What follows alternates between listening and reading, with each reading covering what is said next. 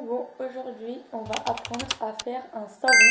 J'ai envie de faire une petite vidéo qui change d'habitude, de faire autre chose que le vlog. Donc là je vlog toute ma semaine, mais je me suis dit pourquoi pas faire aussi une vidéo en parallèle où je vous montre vraiment toutes les étapes pour faire un savon du début à la fin. Donc voilà, je me suis dit why not.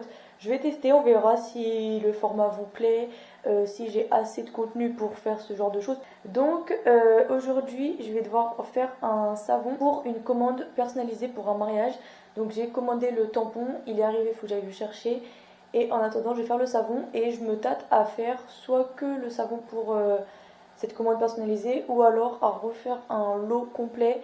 Je sais pas encore, j'avoue que là, à l'heure où je vous parle, je sais pas encore. Faut que je regarde niveau stock ce que j'ai, parce qu'en vrai, je pourrais en refaire, au moins j'en aurais d'avance, ce serait pas plus mal.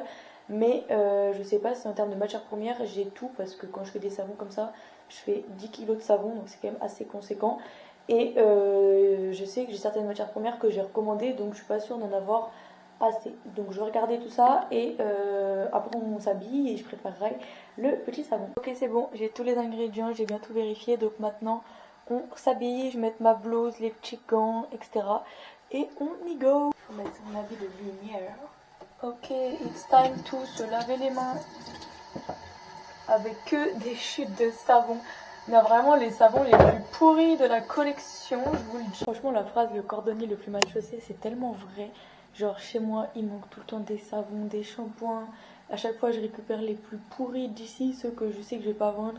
Ok, donc là, maintenant que je suis prête, on va pouvoir commencer par peser tous les ingrédients.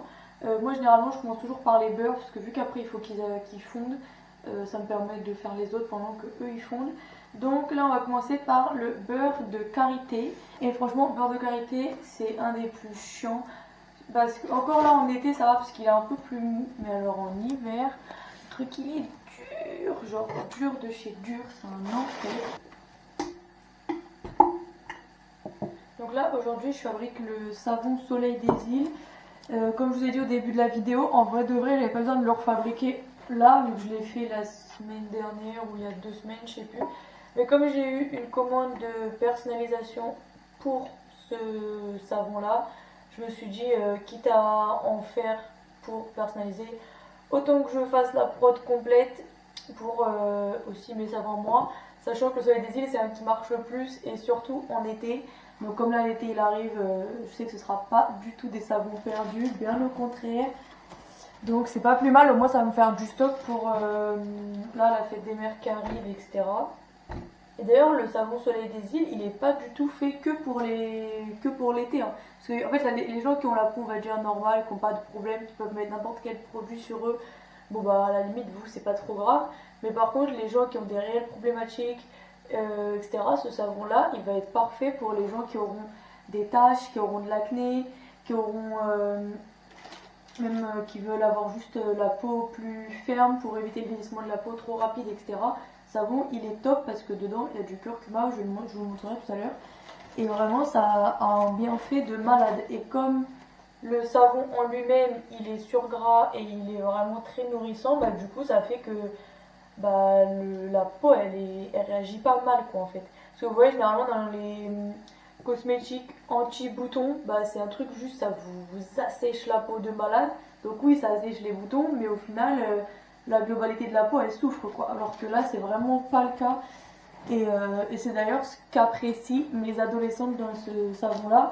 Mais par contre c'est pas parce que c'est un savon qui peut aider pour les boutons que il va créer des boutons je ne sais quoi à d'autres. Parce que c'est vrai qu'il y a des gens des fois ils sont en mode oula mais si c'est aussi fait pour ça, c'est dire moi ça va pas me convenir, moi j'ai plus de boutons et je l'utilise tout le temps quoi. Enfin, moi en vrai n'importe quel savon, les moyens je les utilise tous en fonction de, bah, du coup de ce que je l'ai, lesquels ont été abîmés etc. Je vous ai pas dit mais quand je fais des savons comme ça, j'écoute toujours des podcasts en règle générale parce que avant je mettais un peu de musique mais j'avoue que plus ça va et plus la musique ça me saoule parce que c'est tout le temps les mêmes qui tournent en boucle et tout. Et j'avoue que les musiques que je connais pas, à part quand c'est des musiques qui ambiancent et tout rapidement, sinon je sais pas, je suis moins à fond dedans, genre je sais pas comment vous dire. Moi je viens de connaître un peu les musiques pour chantonner, tout ça, vous avez capté. Donc du coup j'écoute des podcasts et bah, pour ceux qui me suivent sur Insta vous le savez mais j'écoute tout le temps les Pacha Podcasts, ils sortent une vidéo tous les lundis donc Moi, vu que généralement je fais au moins une production de quelque chose dans la semaine, j'écoute ça. Et quand j'en fais plusieurs dans la semaine et que du coup j'ai plus d'épisodes, je regarde aussi Couch. Et des fois, en fonction de mon humeur, je peux me chauffer à regarder un peu des podcasts d'entrepreneurs, de ce genre de choses. Ça dépend de mon mood, si j'ai envie de me motiver à bloc ou si justement j'ai plus envie d'être chill. Et du coup là aujourd'hui c'est podcast Les Pachas. Ils ont sorti une vidéo, c'est quoi le thème? Je crois que c'est les problèmes avec leurs collègues ou je sais plus. Hein. En fait c'est des épisodes un peu comme ça où ils font des petits débats entre eux. Et en vrai je trouve ça plutôt cool. Je regarderai ça, enfin je vais écouter ça pendant que je fais le savon et je ferai des petites pauses pour vous parler de temps en temps. Parce qu'en vrai là je fais tout le temps la même chose, hein. Je vous ai dit c'est très long. Hein. Vous voyez le temps que je mets à faire juste le beurre de karité. Après j'avoue le beurre de karité c'est le plus long. Parce que c'est un des ingrédients qui a le plus en termes de quantité. Et comme il est dur, j'avoue que je galère un peu. J'ai mis mon beurre de karité et à chaque fois que je fais une production, je remplis une fiche comme ça avec les ingrédients, le grammage, les numéros de l'eau, tout ça, la date du jour de production, bref. C'est tout un truc hein, franchement, mais j'avoue que c'est satisfaisant à remplir. Au début j'aimais pas, mais maintenant j'aime bien. Donc maintenant on passe à l'huile de coco. Ça c'est fait, on enchaîne directement, eux on les met à chauffer.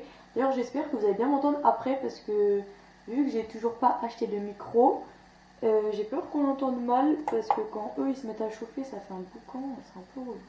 Un peu relou sur les bords donc bon. C'est parti, on creuse. Et vous là c'est encore un peu dur mais quand c'est le vrai été, tout le truc c'est complètement liquide. C'est pour ça d'ailleurs que l'huile de coco elle est dans un seau en plastique comme ça, alors que le beurre de karité c'est dans un carton, parce que l'huile de coco en été c'est pas des lol. Hein. Moi encore, ici c'est très bien isolé donc ça va. Dans l'entreprise où je bossais avant, l'huile de coco était vraiment, c'était de l'huile quoi. Donc ouais, c'est pour cette raison, parce que sinon, je pense qu'au début il y a moyen qu'il y ait des gens qui se soient fait avoir mis ça dans un carton, un truc, et tu retrouves le truc, c'est tout liquide, t'as trop le seum. Je sens que je vais finir tous les restes, parce que là je vous dis j'ai fait une énorme commande de matière première, sauf qu'elle n'est pas encore arrivée, et comme il fallait absolument que je fasse cette commande là, je me suis dit allez let's go.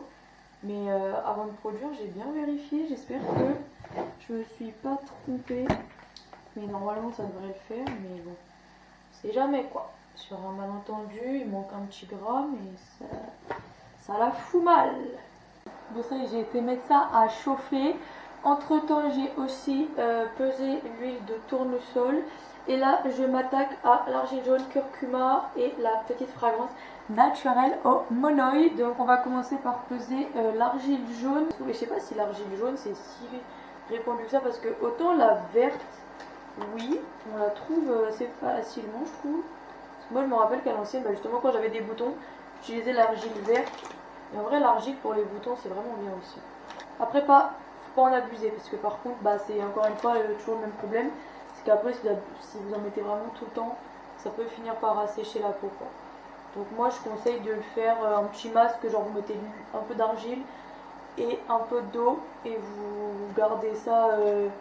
En fait il faut attendre que l'argile il vienne un peu dur sur le visage, mais pas non plus attendre que la peau elle absorbe tout. Parce que sinon c'est là que ça peut être un peu problématique. Donc voilà, mon petit argile il est dans mon bécher. Et après ouais, je pense une fois par semaine à peu près, ou toutes les 2 semaines, tout dépend de comment est votre peau, si elle est réactive ou pas, etc. Mais de temps en temps c'est pas mal quand même. Bon là c'est parti à la partie la moins fun je trouve quand je fais ce savon, c'est de peser le curcuma, parce que le curcuma mélangé à l'argile jaune, mélangé aux huiles et surtout mélangé au monoï, franchement l'odeur du savon elle est incroyable. Mais là le curcuma pur, ceux qui cuisinent un peu, je sais qu'il y en a qui utilisent en cuisine, vous savez que c'est pas genre c'est pas horrible, mais c'est pas foufou non plus quoi. En plus ça tâche et tout, donc c'est un peu relou. Mais bon, on va utiliser, ouais c'est de la poudre orange comme ça. En gros, bon et là du coup on passe à la fragrance naturelle au monoï. Et ça part. Ok, du coup là on passe au montage de notre moule. Donc je vais prendre mes petites planches comme ça. Hop. Avec cette artillerie. Ça fait presque un peu peur quoi le matériel. Comme ça moi j'aime bien préparer mes moules et tout. Comme ça tout est prêt et ensuite une fois que j'ai mis mes lunettes là c'est bon, ça rigole plus. Ça ne rigole plus. Ok, donc là c'est l'heure de passer aux choses sérieuses. Donc là j'ai mes huiles, ma lessive de soude et donc là je vais tout mélanger, tout mixer et en gros on va faire du coup ce qui s'appelle la réaction de saponification à froid. Donc c'est en gros un mélange de corps gras avec la lessive de soude et ce mélange là ça crée de la glycérine naturelle et c'est cette glycérine naturelle qui nous intéresse puisque c'est elle qui va nous donner vraiment ce côté tout nourrissant pour la peau. Et en gros, ça va être la différence principale entre un savon asséchant et un savon nourrissant. Des fois, il y a des gens qui disent ouais, je crois, j'ai testé un savon une fois, ça m'a asséché de ouf la peau. En règle générale, c'est vraiment une question de technique utilisée lors de la fabrication. Après, il y a aussi des savons où c'est carrément des bondillons, là c'est encore autre chose. Mais c'est vraiment un truc méga industriel. Mais moi, si je vous parle de technique fait à la main comme ça, en gros, la saponification à chaud, c'est une autre méthode. Et elle va retirer la glycérine pour la revendre à côté. Et c'est du coup la principale différence avec la saponification à froid. Et c'est pour ça que moi j'adore la technique de saponification à froid parce que ça fait vraiment la diff sur les savons. Genre vraiment vraiment. Et j'ai beaucoup de clients qui connaissaient pas la technique. Et depuis que je leur ai présenté la technique, etc., que je leur ai montré un petit peu pourquoi c'était mieux, et même qu'ils ont juste testé mes produits tout simplement, bah du coup ils se rendent vraiment compte de la différence avec des savons industriels ou des savons en saponification à chaud.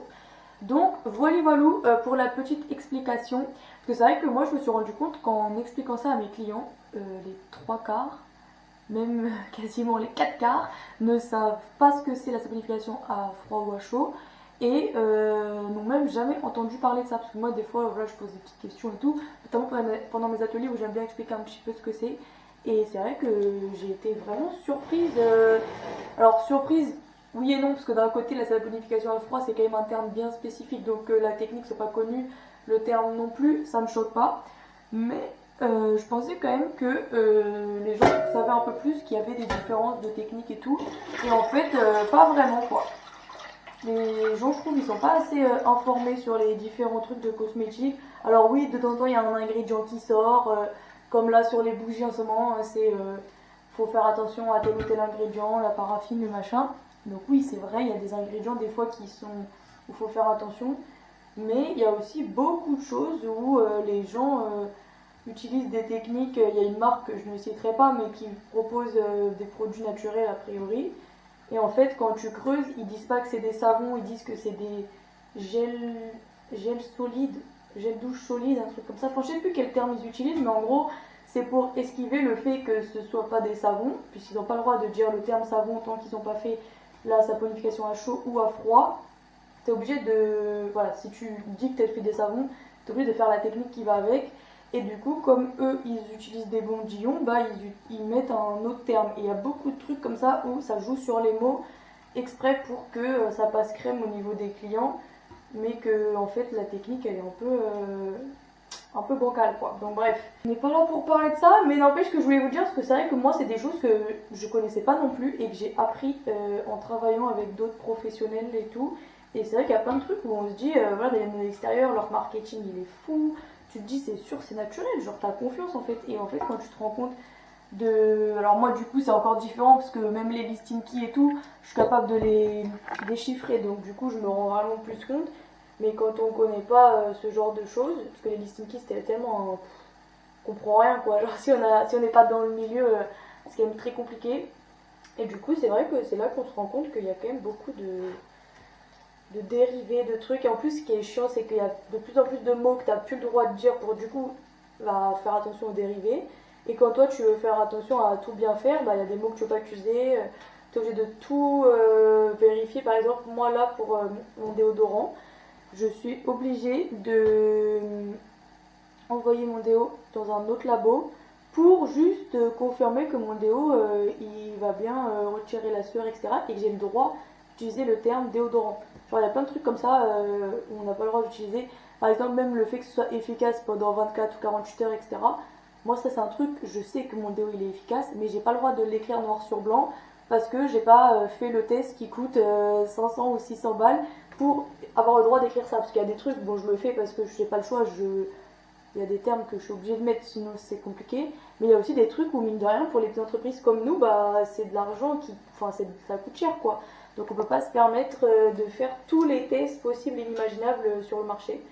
Donc bref, c'est vrai que c'est un peu compliqué, mais vu qu'on aime, on continue, quoi. Quand on aime, on ne compte pas, mais j'avoue que. Complicado. Bref, là je vais arrêter de parler parce que je vais mixer, donc ça va faire un bon temps pas possible.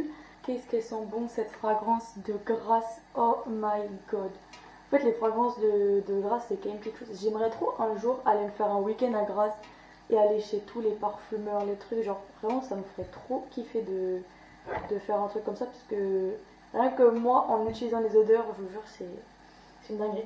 Bref, donc là c'est bon, j'ai tout mélangé, j'ai plus qu'à mettre la lessive de soude, c'est toujours le truc qu'on met en dernier parce que c'est elle qui va faire que la réaction elle va avoir lieu.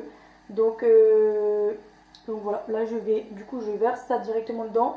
Ensuite je vais mixer jusqu'à ce que le savon, enfin en état on va dire, vous voyez les pâtes à crêpes où c'est genre grave liquide, ben, il faut que ça arrive à un état de pâte à gaufre entre guillemets pour que ce soit un peu plus épais. Ce sera pas non plus dur, il faut pas d'ailleurs que ce soit dur, mais il faut que ce soit un peu plus épais.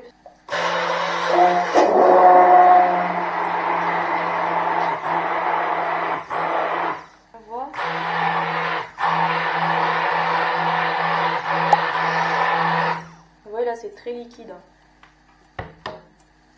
Ah, si seulement vous aviez l'odeur en caméra.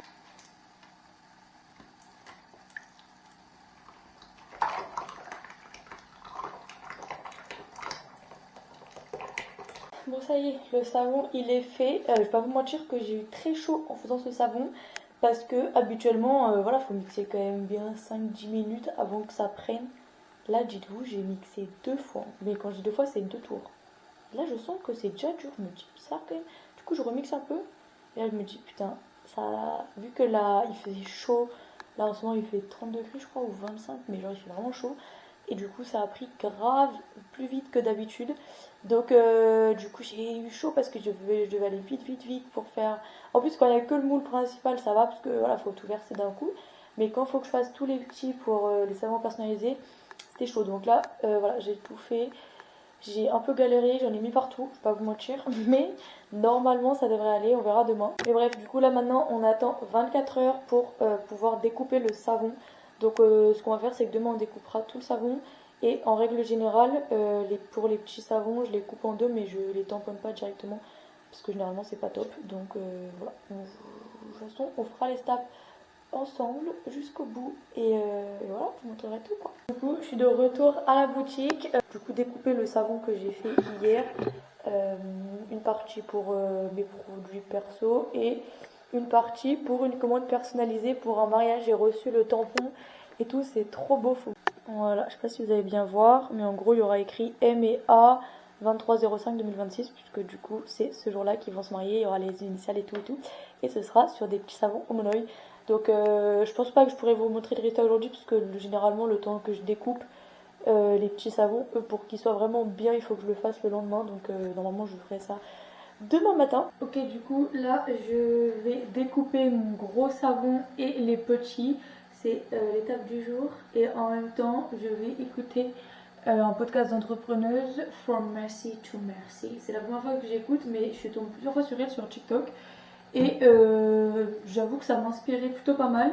Donc je me suis dit, allez, let's go. En fait, c'est la plus complexe pour le nettoyage. Genre, il n'y a pas plus chiant pour nettoyer que celle-ci. Donc là, je retire mon moule.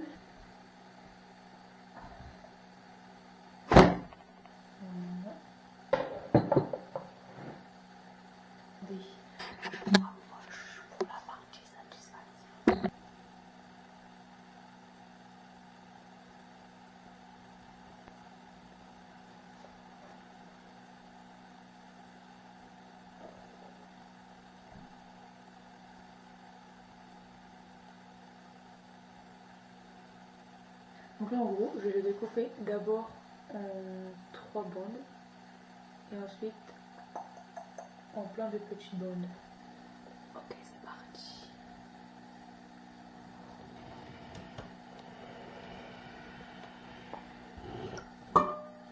Du coup aujourd'hui on est samedi, là je suis sortie de mes 2 ateliers du jour et je suis en train de faire mes petits savons personnalisés.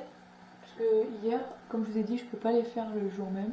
Je sais pas si vous allez voir, mais il y a écrit M et A et la date, je sais plus c'est quelle date, 23/05/2025. Du coup là je suis en train de tous les tamponner, les petits savons, avec du coup le tampon personnalisé de mes clients. Donc je suis trop contente.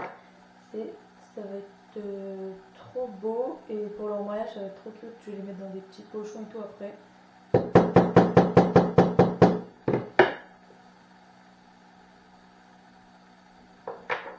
Ok, c'est pas mal.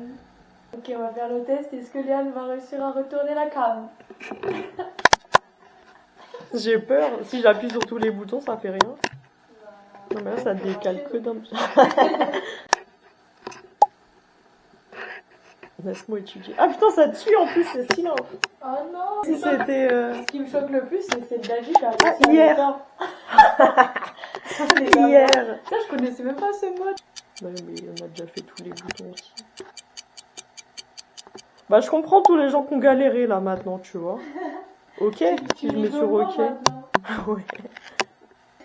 C'est bon, c'est bon. Bingo! Bingo, bingo! Ah ouais, c'est ça être caméraman en fait. Ah, mais t'es inversé? Oui. Ah, c'est normal. Non, tu veux refaire. La nouvelle énigme. Bon, bah voilà, donc là, on est samedi. Tu te filmes toi là? Samedi 11 avril. Non, je te filme toi. Je te fais des plans. Voilà, on a fini la commande de Melvin et Alban. Et voilà, donc félicitations pour leur mariage en tout cas. Melvin et Alban, c'est là. T'as suivi les vlogs toi, on va? Ouais. Ouais. Un petit goûter en attendant. Un petit café café à en terrasse. Et puis on se retrouve après le nettoyage, quoi. Nettoyer. Du coup, j'espère que ce petit vlog vous a plu et je vous dis rendez-vous à la prochaine pour une prochaine vidéo. Bisous.